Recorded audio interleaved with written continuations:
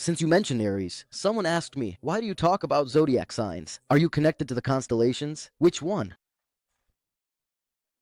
Well, Eh, yeah, see, this is part of what makes me really sad and, honestly, frustrated. Just in the flesh, that's all. It's about how, in Christianity, people have been taught to reject everything, to see everything as negative, to see everything as satanic, to be afraid of everything, even information, when Scripture says, examine everything, hold on to what is good, discard what is bad. Scripture says that everything we see is a representation of what we don't see.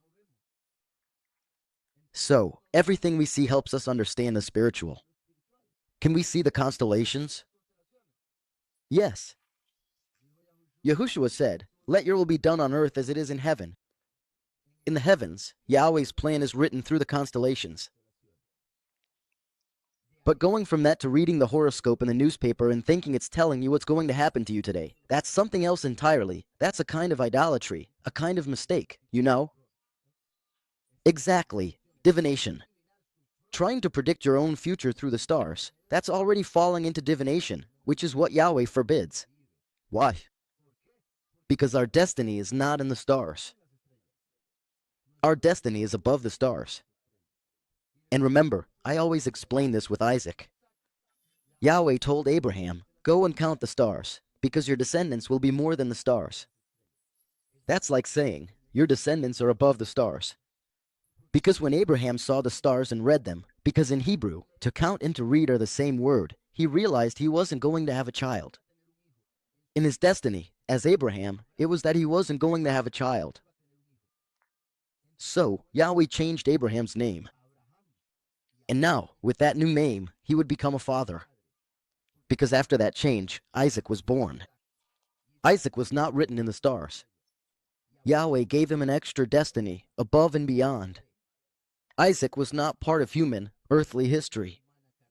Yahweh brought him in as a miracle, representing Yahushua, who would be born of a virgin.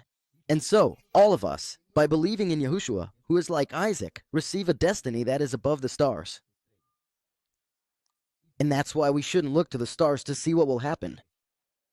And that's why Jeremiah 10 says that we shouldn't fear the stars and the signs in the heavens like the nations do.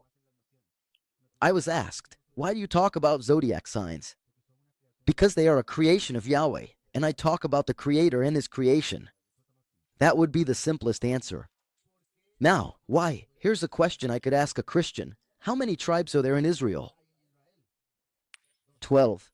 How many months are there in a year? 12. Oh, look at that. Right? In a year. Sorry. Yes. How many months are there in a year? 12. How many? How many tribes? 12. Through how many constellations does the sun pass in a year? 12. So, Yahweh made 12 tribes to connect each one with each of the 12 constellations.